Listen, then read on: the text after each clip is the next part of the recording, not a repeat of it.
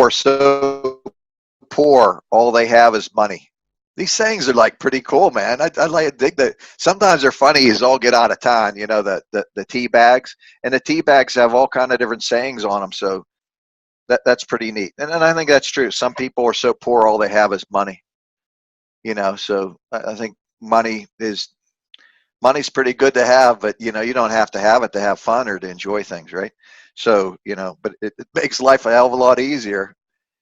That's for sure. But actually, just to, you know, to be an engineer or something's pretty nice. And then you get money on top. That's crazy.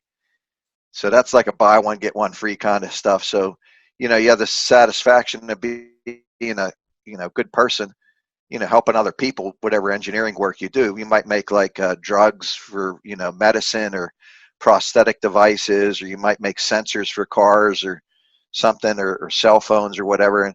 And that helps people out, you know, so it's a good field to be in, you know, and that's a sense of satisfaction. That's beyond the money. So that's a pretty cool, like that's my, I didn't cherry pick that. That's just the tea bag that I picked to make my red tea for my break here. So that's a good little propaganda for you, but that's certainly true.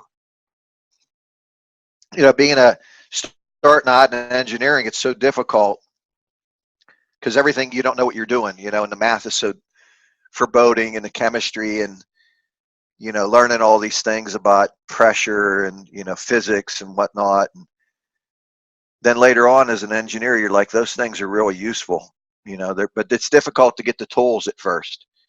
So it's challenging to be an engineer. Then all of a sudden you're an engineer after you start doing projects. So I'm glad you guys are doing this summer activity, because you get to see things.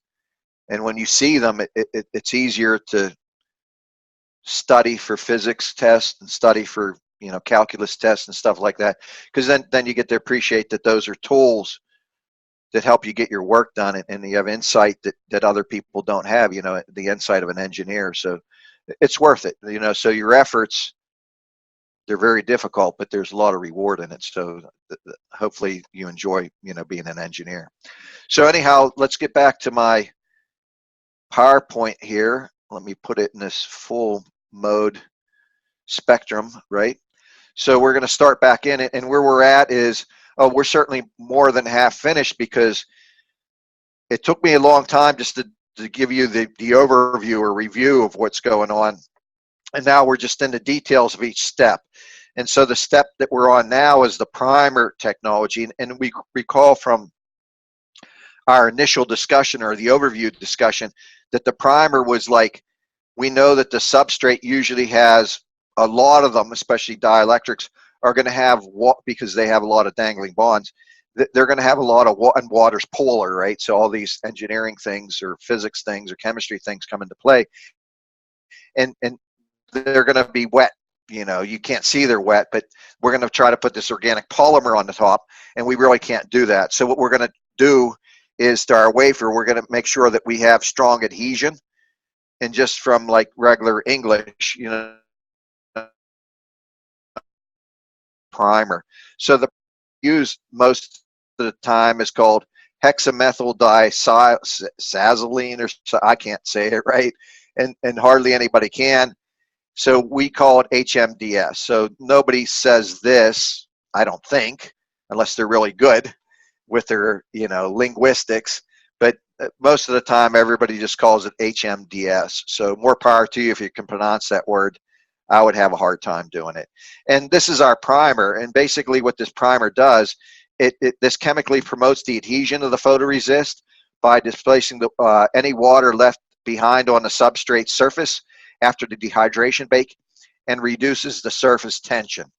And the surface tension is the energy on the surface. And I think throughout the summer here, or things that you should look at in engineering, is a study of surface tension, or the intrinsic bonds on the surface, and those things like wetting angle. They're really, really important for a lot of reasons in deposition and lithography and bioreactivity. So that's something that you should pay attention to later in your studies here.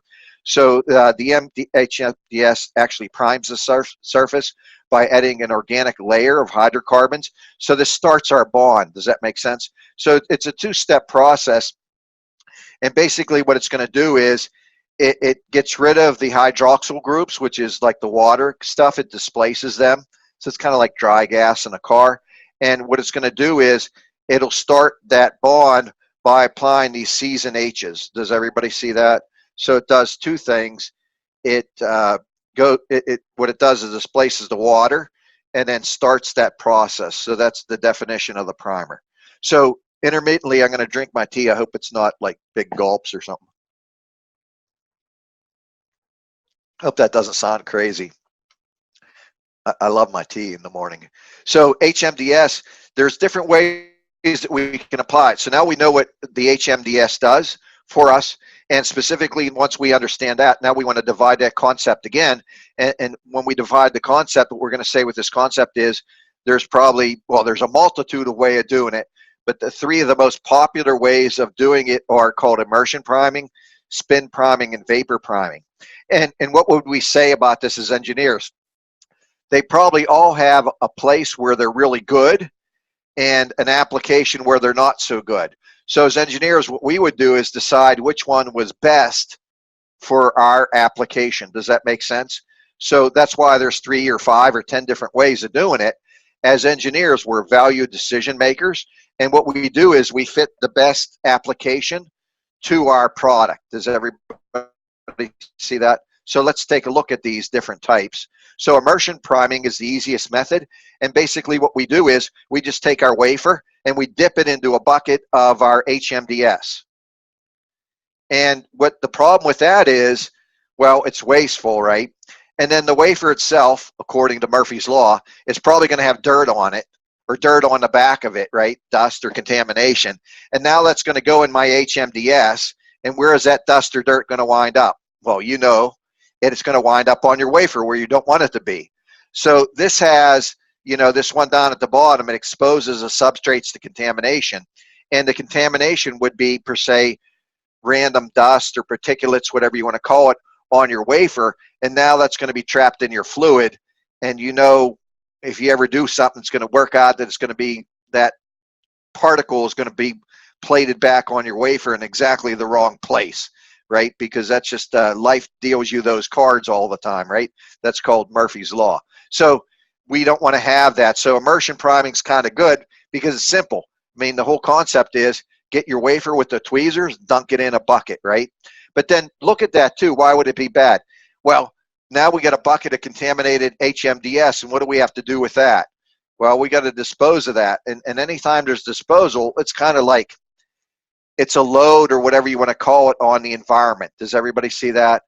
And then I really want you to know this and say this in an interview and you'll probably get a job. When you buy material, it costs a certain amount of money, but when you get rid of the same material, it probably costs you more. That's what people care about in manufacturing. Does everybody see that? So when you buy a gallon of HMDS, it costs a lot of money, but probably to get rid of it, safety with EPA regulations, et cetera, which are good regulations, it probably costs you a lot of money. So immersion priming is bad for that. Does that make sense? What we could do is we can upgrade this process to spin priming. So we put my wafer on a chuck or your chuck, and then we just put a couple drops of that fluid, the HMDS on there, then we hit the button and we spin it just like the photoresist, and it coats the wafer. And what this does is allows us, for on average, to use less resist. And then we don't have contamination from the back of the wafer. Does everybody see that? So it's an extra step, and now we need a spinner. And a spinner probably costs about 15 grand. But, you know, that's okay because it's an upgrade from the immersion. And then we could also have spin priming, which is a little bit of an upgrade from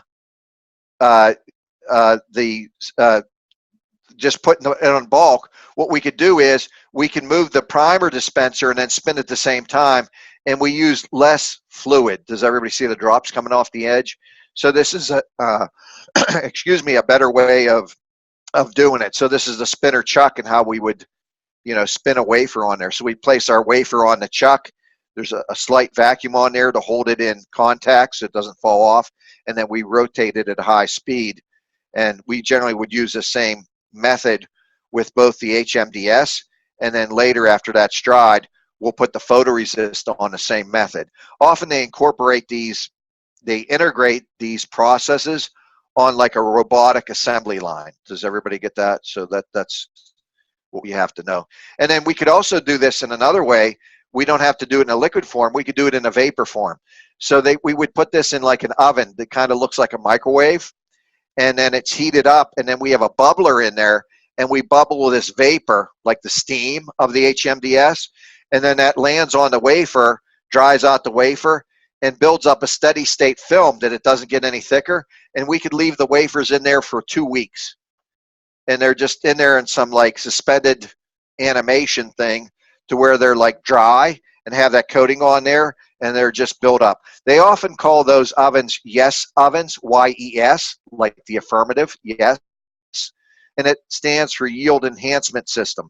Again, that's like Hershey bar, you know, like Hershey PA or Hershey Company for a chocolate bar.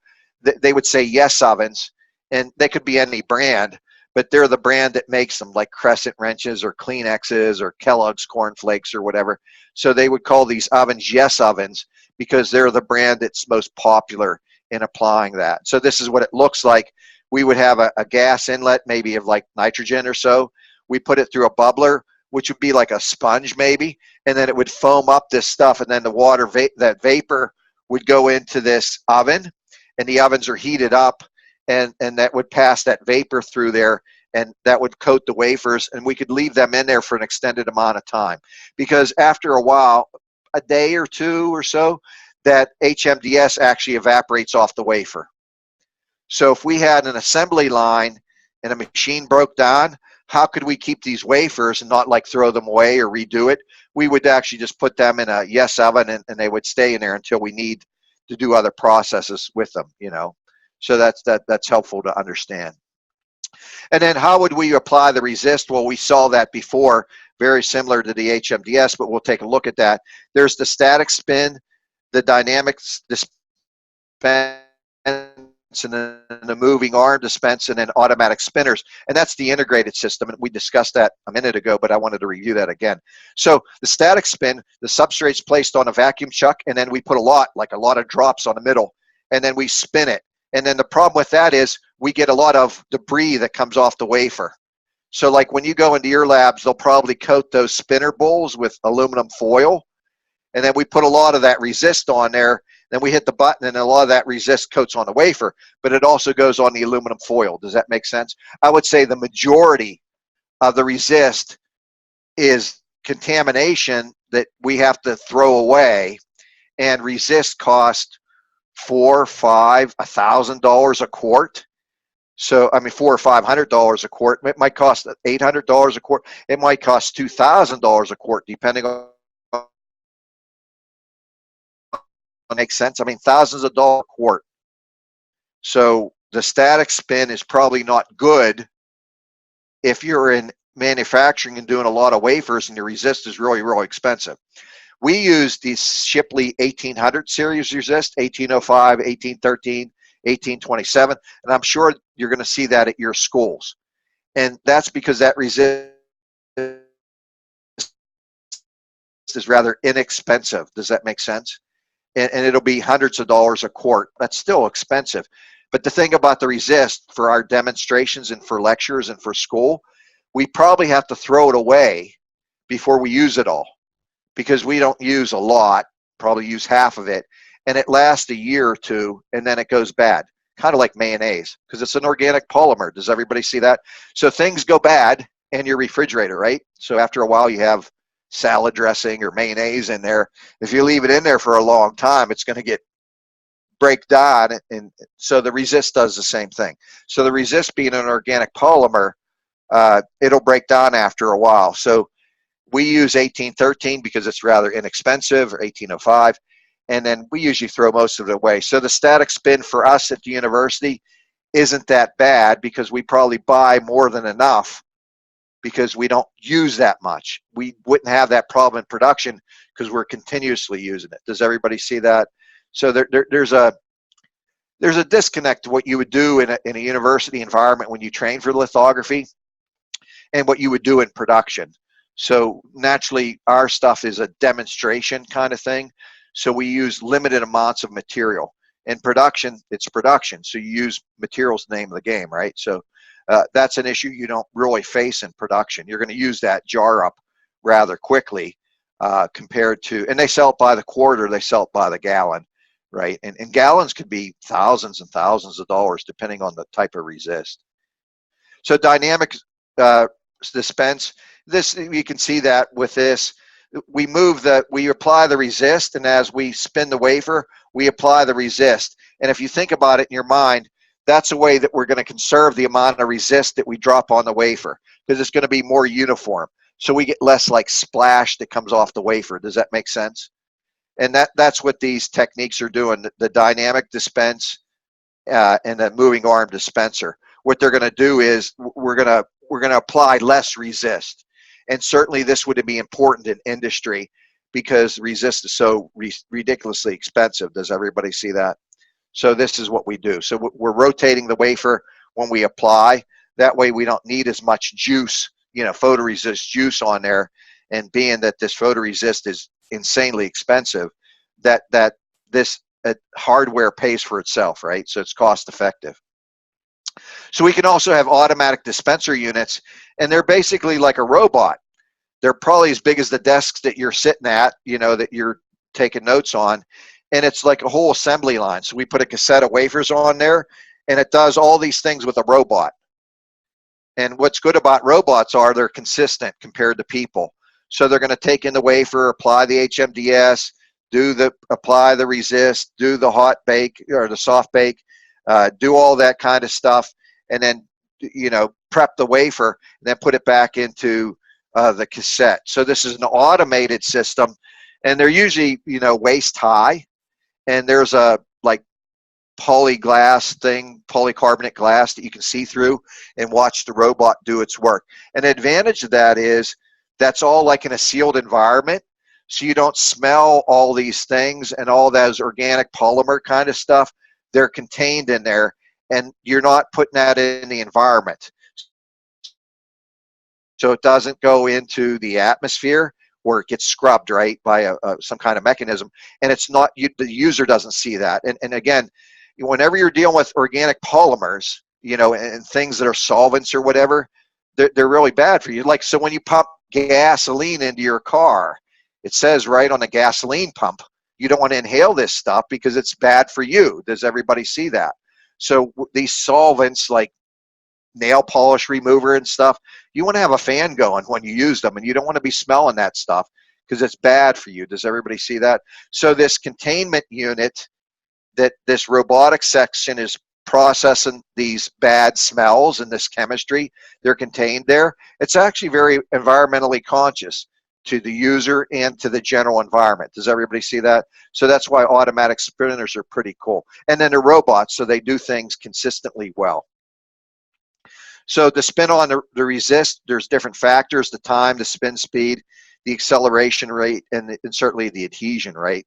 So those things are something we look at. So the electromagnetic spectrum, this is our energy, like our light energy. So we want to look at that, and where do we see this? We want to identify, again, we're narrowing down these steps and looking at the details of these steps. So let's take a look at that. So here's the electromagnetic spectrum. Radio waves are the longest, right? And then gamma rays, X-rays are real small. So when you get them that they're tighter, there's more energy density in there. Does that make sense? So as you get smaller wavelengths, there's more compact. It's more like a DC kind of thing. There's less on and off time. So there's more energy in there. So these are the wavelengths. If we look at the electromagnetic spectrum, we look at, is there a bigger picture? No, this is a good picture here. But this picture, what's like really cool is, we're interested in these things up here. So this blow up on the top of the picture, if we go from the infrared to the ultraviolet, and we like to, and there's the visible right there. We like to work in the ultraviolet because that gives us smaller feature sizes. And then this is a really good map down below. This shows us that we're making things that are as big as a bacteria, and the ultraviolet gives us that we're making things on the scale of viruses. Does everybody see that? So this is, I must have said the word virus 20 times so far in this presentation, because one of the things that you should learn, certainly if this is your first look academic look at nanotechnology is you really have to have a linkage of scale in your mind. So to understand this light is as big as a virus, and we're making things for Pentium chips as big as a virus, that's brilliant. Does everybody see that? And in some senses, that should be rewarding to you too, because now you could say, hey, I can make things as big as a virus. That's powerful. Does everybody see that? That's a lot of you know, mind strength right there, that you could do these things for society. So this shows the wavelengths on there. Does everybody see that? And naturally, we want to get into things that are smaller things, like on the right of my chart here. They're going to provide things that are smaller. We worry about things down at that level like X-rays, because the X-rays themselves have so much energy density, they begin to be damaging to things like silicon dioxide, organics, right? And then other things like that. So they tend to be a little bit more troublesome when we get down into X-rays. They get to be prohibitive for other reasons, like our materials, while we're doing our lithography process, and that's what we're trying to do, they might actually pose damage to our substrate. So they tend to be, in some senses, relegated or questionable. Does that make sense? So there are no such things in some senses as X-ray sources for the most part. Again, I'm getting in shady ground here because they are, but we don't use them in production mostly because they tend to have bad qualities that damage our substrate. So we like to play with ultraviolet light the most because it doesn't damage things that much. Does everybody see that? We all know ultraviolet light's bad for us and would give us things like, per se, skin cancer. So we have to be cautious about that. So these are the spectrums that we worry about. So we like to work in between 480 and 4 nanometers. Does everybody see that? And that's going to give us the resolution of our feature sizes. Does everybody see? And 4 nanometers is crazy small.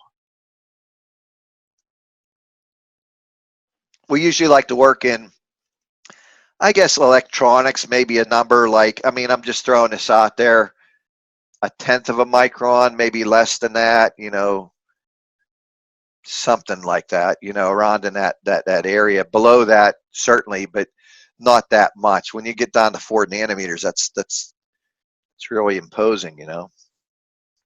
So the wavelengths that we would use in contact, because that's today's discussion, is the things that are reminiscent of the Carl Zeiss contact aligners. We often would use one of the cheapest light sources that have a high energy in a specific spectrum would be the Mercury vapor lamp. And the Mercury vapor lamp puts out a few peaks that are very usable. The ones that we like to use the most is the smallest peak that has a moderate amount of energy, a good amount of energy, and that would be the 365 nanometer peak in the spectrum from a Mercury vapor lamp. And I put these asterisks there, and I put that note in there. It's desirable because this is going to make the smallest devices using a Mercury vapor lamp at the cheapest cost. Does everybody see that? So this is an intersection of these graphs that we get, like what we want and then the cost that we want. Does everybody see that? So that's what we want. So 365 is like the darling, the one that we want the most, you know. And this is a typical emission spectrum. And this is wrong a little bit because I know for 365 is usually 100% right here, and that's what this one is calibrated to, and that's true. That would be like our norm. That's our reference, right? But the 248 that's down here in a Mercury lamp, it's not like 30 or 40% like it shows here. It's actually 20%. That's a standard representation of the light intensities, and that's what we would use. So this is, somebody drew this, public domain, from my department. So the TAs, I sketch things out and then I let them draw it in paint or something. So that guy drew this one a little bit wrong. I think it's corrected in the next slide that it show you it's roughly 20. But I do want to say, over time, these magnitudes of these spectrums are going to change. So you can see this when you put a new light bulb in, like a fluorescent light bulb in the kitchen or something.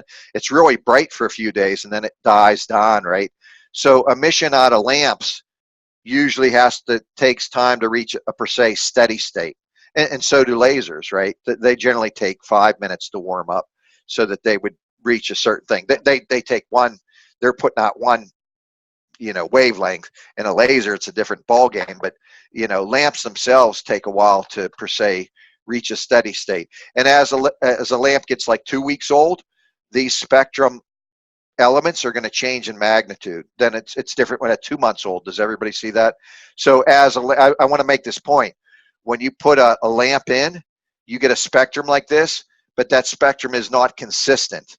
The spectrum changes because the lamp changes and the light that comes out of it changes. So this leads us to, and this is very important so you know this is true, you calibrate machines. You actually put a sensor in and you adjust the power so that you get consistent energy. And that's this energy, see this line right here? Let me go back and get my crazy annotation out, my draw again. So we're looking at this line right here, the 365 at this energy. So it's that energy multiplied by times. That gives you your dosage. So dosage is this energy peak times like 6 seconds. Does everybody see that? So let's look at this energy peak. Oh, let's say this one here is 50%. It's not, right? And I can't draw a 5. Let me see if I can draw a 5. So this is 50%. I'm making my line crooked, but we're going to say that's around 50%. So if I looked at this, if this one gave me the amount of energy in 6 seconds, because it's 100%, let me draw that line crooked. It's 100% right now. So it's 100%. In 6 seconds, that would give me my time. So this one is 50% of that. Now it would take me 12 seconds to get the same amount of work done. Does everybody see that? I'm trading time times the magnitude of this peak. So before one of the girls there at NSU, she asked that question. She's like one of those things like, what I don't understand dosage. I think that was part of her question, and hopefully I answered it, but I'm reviewing it again maybe to make this point clear. So what we want to do is we want to get a certain amount of work done, and that work done we're going to define as the term dosage. And the dosage is the relative magnitude of the energy multiplied by the dwell time, the time that we apply that energy. Does that make sense to everybody? So in here, my example is this peak right here is 50%. So I'm going to have to double the amount of time to get the same work done as here because this is twice as high. So for example, if this one here was 6 seconds, then I'm going to have to take this peak is going to have to be times 12 seconds to get the same amount of work done. Does everybody see that? So this is the concept of the dosage. So I want to make that point clear. So let me get my crazy eraser out again.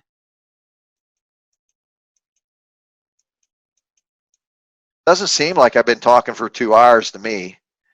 Maybe you guys are saying, oh my God, it seems like he's been there for 2 weeks. So thanks for the compliment. So not much more, guys. So these are the peaks that you get out of mercury vapor lamp, right? But say we want even more energy.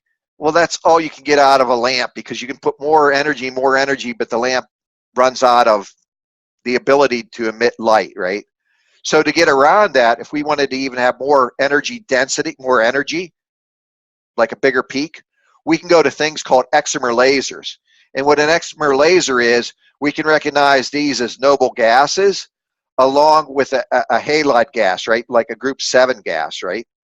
So these gases in here, so these combinations, when we put them together, like this xenon fluorine, we're going to get a laser that has a wavelength of 351.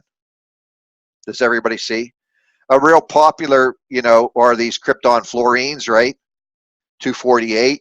And another popular laser argon fluorine is 193. So these are going to be, let me go back, they would be like these peaks, but they would be an individual peak. This represents the light, right?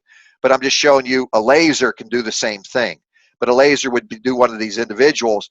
And we have what we want to do, like on this drawing, we want to go to the left because left is smaller. Does everybody see that? So the mercury vapor lamp in here, if we go to this drawing, this shows us typical mercury vapor lamp. And right here is, this is a mercury vapor lamp. Let me get out my crazy magic markers.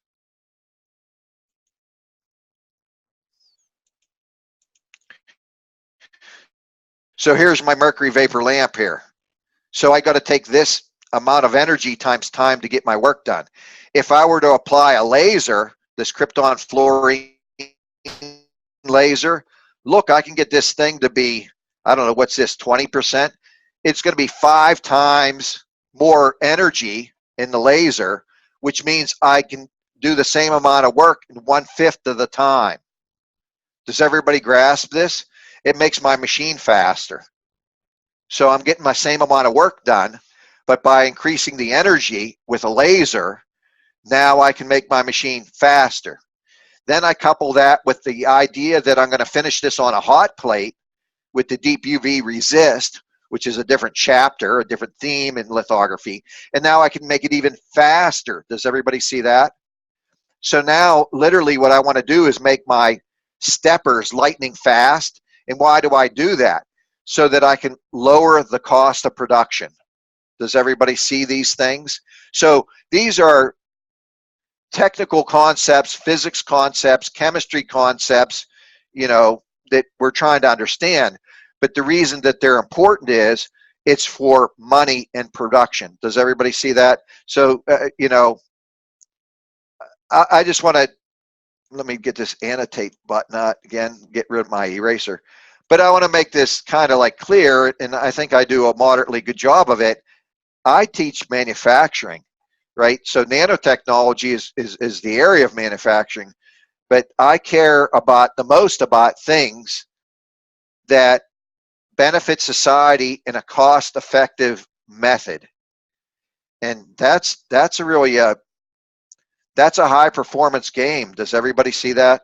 That is really good engineering because we got the constraint that we have to do this very, very smart, but also with limited amount of money, as efficient as possible. So I think it's one of the definitions of an engineer is we're efficient people. Does everybody see that? We're really, really efficient people so that we could make resources go further and benefit society, right? So this is what we try to do as engineers. So these concepts are pretty universal.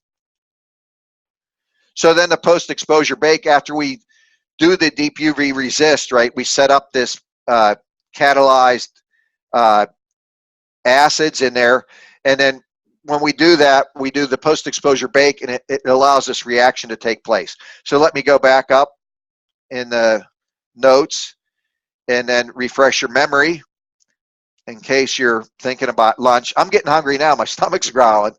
So I'm not, maybe you're not paying attention anymore because you're hungry. Me too. I'm hungry. So I'm thinking about what should I eat for lunch. But we're going back to this slide here. Does everybody see? And we're almost done. But we're referring to this slide, and this is what we're doing at the point that I'm discussing right now. I'm just trying to link these things together for you.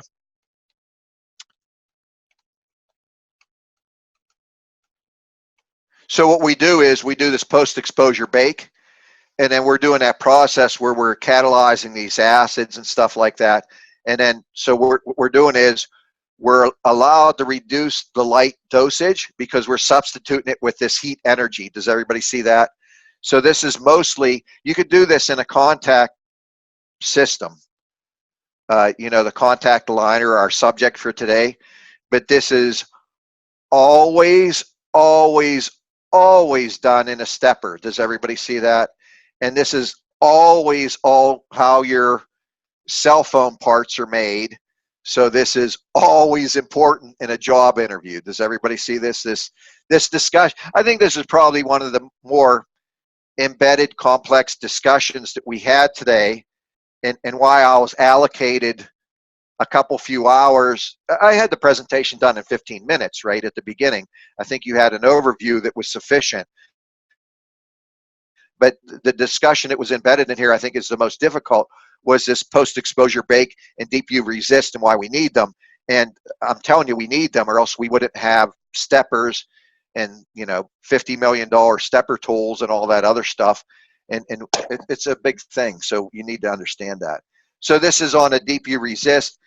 This slide discussed it. You know, the hot plate itself is very, very critical. And you guys are going to lose faith in me and think that I'm crazy. Maybe you already do. But a really good hot plate is over $10,000. I actually said that correctly. When you have really high performance hot plates, for them to give you the appropriate magnitude of heat energy, it's insane.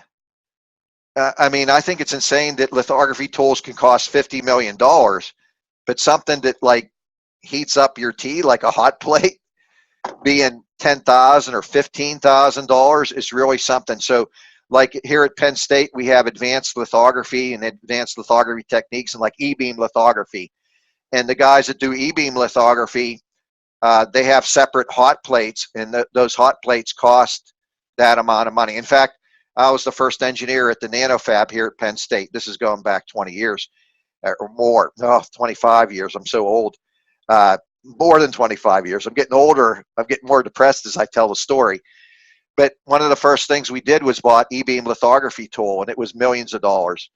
And then my mentor at the time, Bob Davis, talk about brilliant people, you know. So Dr. Bob Davis, he's at Ohio State now.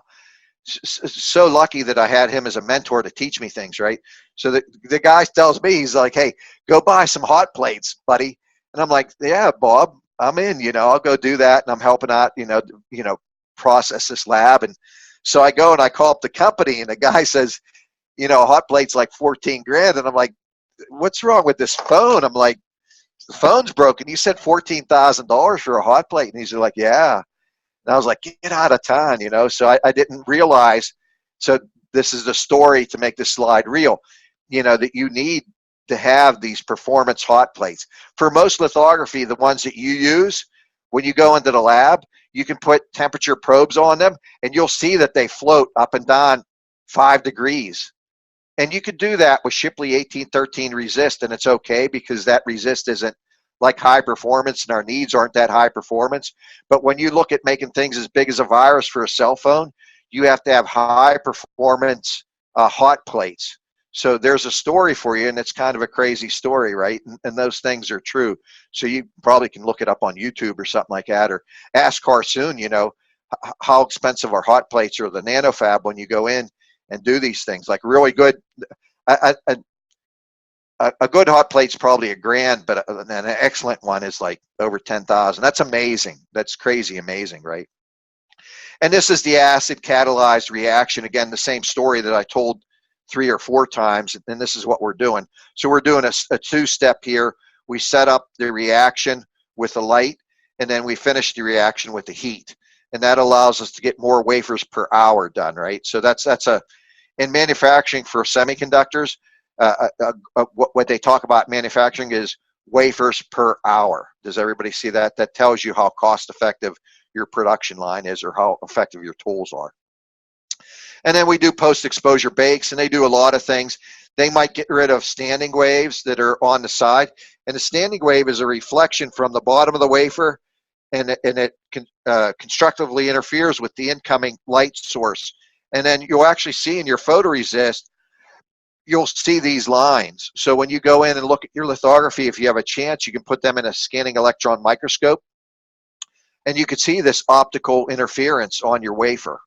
And we could use other things that I didn't have time to discuss today, and we often don't do in contact lithography. We could do things like anti-reflective coatings. We always do those and that type of technology in stepper technology, but that's for high performance devices. But for contact, we generally don't do anti-reflective coatings. I'm not saying that all the time, but it's rare.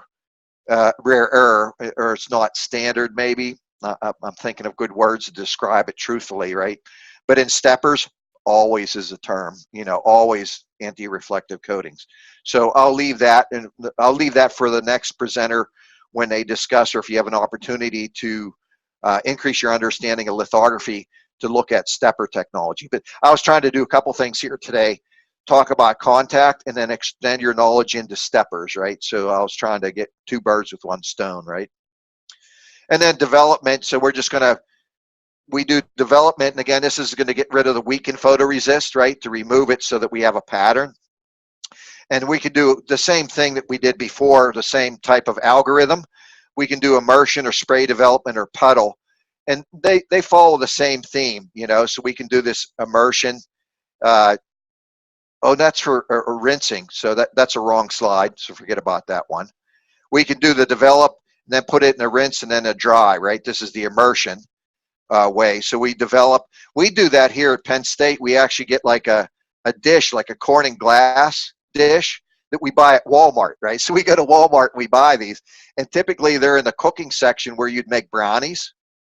You know, it's a good dish for brownies, and we would clean them out. We use this Corningware dish, and that's what we put our developer in, and we also put our water, rinse water, and then we use the rinse water thing. Does everybody see that? So our developer, our immersion system, we would use glass containers that are Pyrex, and we buy them at Walmart. But you could, not the ones we use in a lab, but you can buy them at Walmart and then make brownies in them or something like that. Does everybody see? Got to watch because you can burn your brownies in them. And you always want to put walnuts in your brownies. This is a tip. So chocolate brownies deserve walnuts. So anyhow, spray development here. A substrate's placed on a vacuum chuck, and then we're doing the same thing. We put a spray on there, and then that reduces the amount of developer that you use. Does everybody see that? And then the puddle development, you can put it on the wafer and then spin it off. So we've seen those themes before, and the same themes in HMDS application and in resist application. And then we use those same themes or methods, and we would use that into development.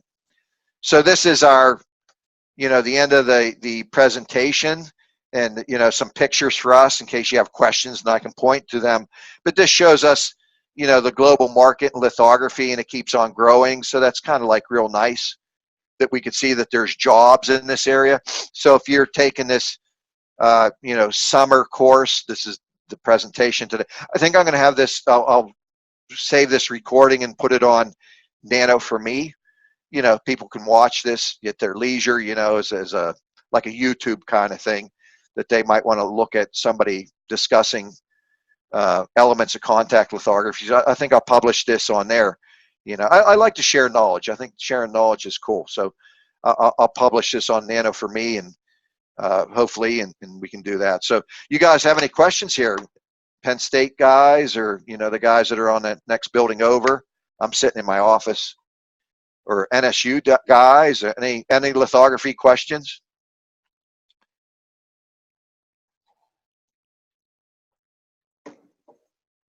Everybody's good. I'm going to look at my clock.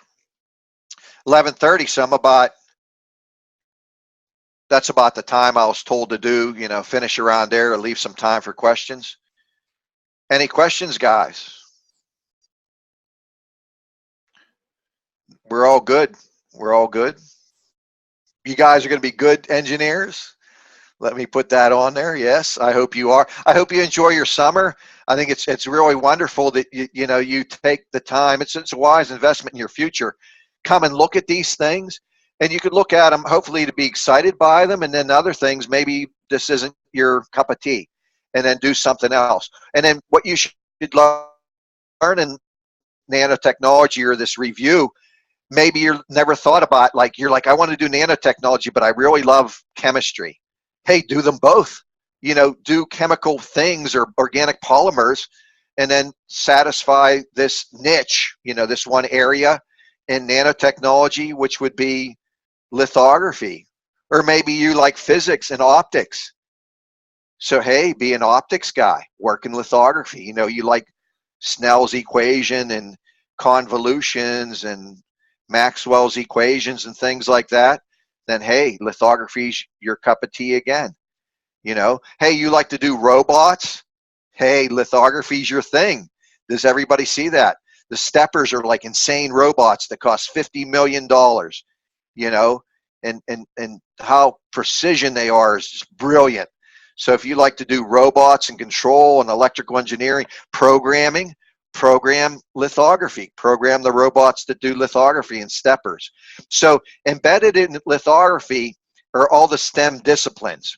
So if you happen to have a gift or a knack like organic chemistry, or you like to do electrical engineering, or you like to do programming, you could find a home somewhere within these realms of nanotechnology. So these are things that you should learn in the summer, you know, so you have a wise investment in your time. So do things that you enjoy. You know, if you enjoy optics, do that. Do it in nanotechnology, because, you know, this is money. I'm not being, like I said, on my tea bag. Let me read that again. Some people are so poor, all they have is money. So not just for money, but there has to be a market, right, for your skills, and then you're really appreciated. So that's more than money. So if you're doing something like have a very good understanding and gift for lithography or optics or programming, then take that gift and use it somewhere in nanotechnology. And I'm sure you could find a place in nano manufacturing to use that. And look at this slope on here. You could always have a job and you can always be contributing. So I think that these things are where you want to be. So no questions, guys. How about moderators? You guys want to sign off and say there's no questions, or is everybody good? Then I'm going to end the session because my stomach's growling. I hope you have a nice lunch. I think I'm going to go to lunch with one of my colleagues and discuss engineering, actually. And then I have a car appointment to have my oil changed. All right, NSU guy, what do you want to hear, buddy? No, nothing. I just want to tell you that we don't have any more questions. We're good.